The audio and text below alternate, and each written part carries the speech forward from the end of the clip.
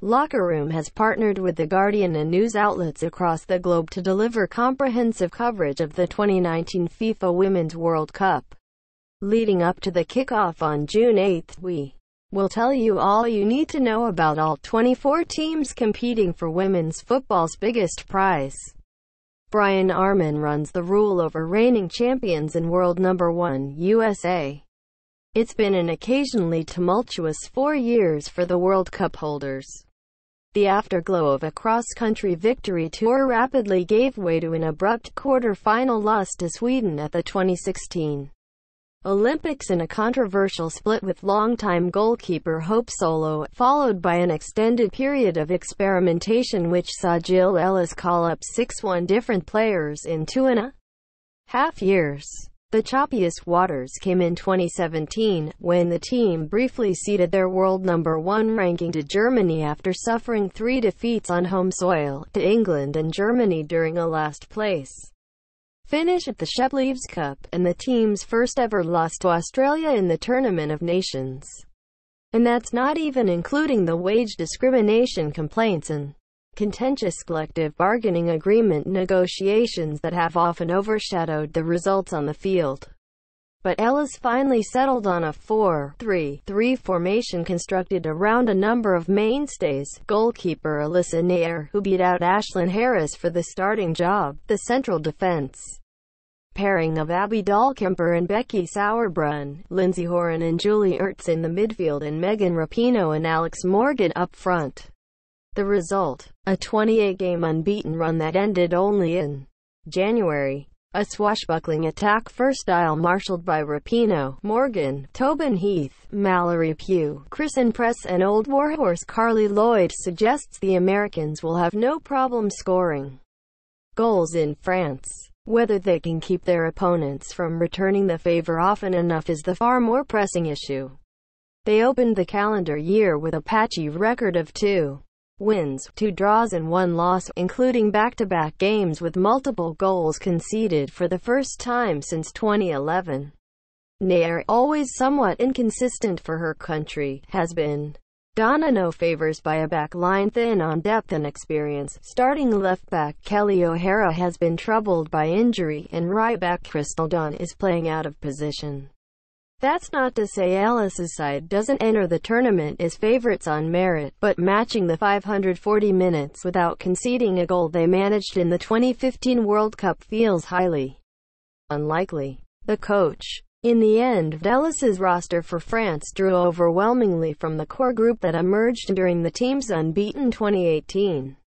The Portsmouth-born coach has taken a bit of criticism in the final run-up to France for tinkering with formations and grooming players into new roles when consistency should be the focus, but this is an experienced team. More than half of the 2015 squad is back for the title defense, that should be ready for what's afoot when the games start in earnest.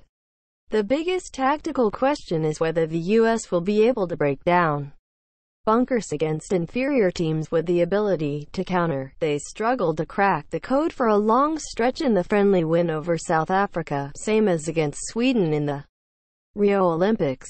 Star player. Take your pick from the United States' embarrassment of attacking riches. No fewer than a half dozen of the forwards in Ellis's squad would play a feature role for any team in the tournament, including Morgan, Heath and Pugh. But 33-year-old Megan Rapinoe, whose creative verve at the Rio Olympics was stunted as she recovered from a third ACL injury, remains the straw that stirs the drink for the United States up top.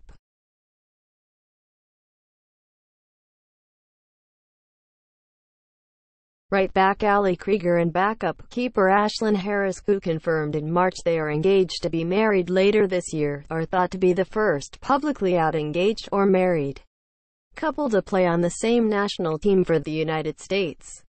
Married field hockey players Kate and Helen Richardson Walsh represented Great Britain together at the Rio Olympics. A brief history of women's football in the United States. The 1972 passage of the federal legislation known as Title X, the law that makes it illegal to discriminate on the basis of sex in any federally funded activity, created opportunities for girls and women to play sports that gave the United States a head start on the international scene. The U.S. women's national team didn't play their first game until 1985, a 1-0 defeat to Italy in the Mondialito tournament, after coming together on less than a week's notice, but a Michelle Akers and Karen Jennings-inspired squad captured their first World Cup in 1991.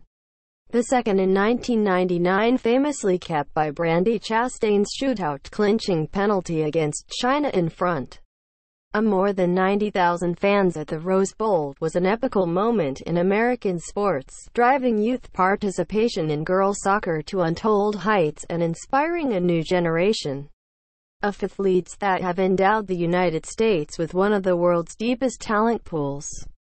The results speak for themselves. The United States have won 3 World Cups and never finished worse than third in the tournament, adding 4 Olympic gold medals along the way. Which player is going to surprise everyone at the World Cup? Rose Lavelle. Hamstring injuries have limited her involvement over the last 2 years, but Alice will be counting on the stylish 24-year-old playmaker and World Cup debutante to provide versatility to the midfield and break open opponents' back lines with her creativity, vision and technical skill. What is the realistic aim for the United States and France, and why? Given the athleticism, depth and experience of the United States make them no worse than joint favorites with the hosts, anything short of a 4th World Cup would be a disappointment.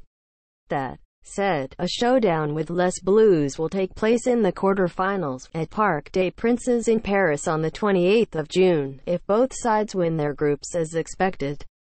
Annual budget. According to last year's audited financial statements, U.S. Soccer's annual spend on the women's national team was 7.1 meters out of a 1.9 meters annual budget, not including the 0.7 meters allocated for the National Women's Soccer League. Number of registered players.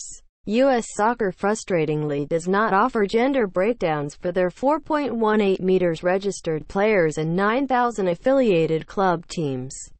The last accurate accounting came during FIFA's Big Count in 2006, when the governing body reported 1.67 meters registered female players, nearly twice the next closest nation, Germany.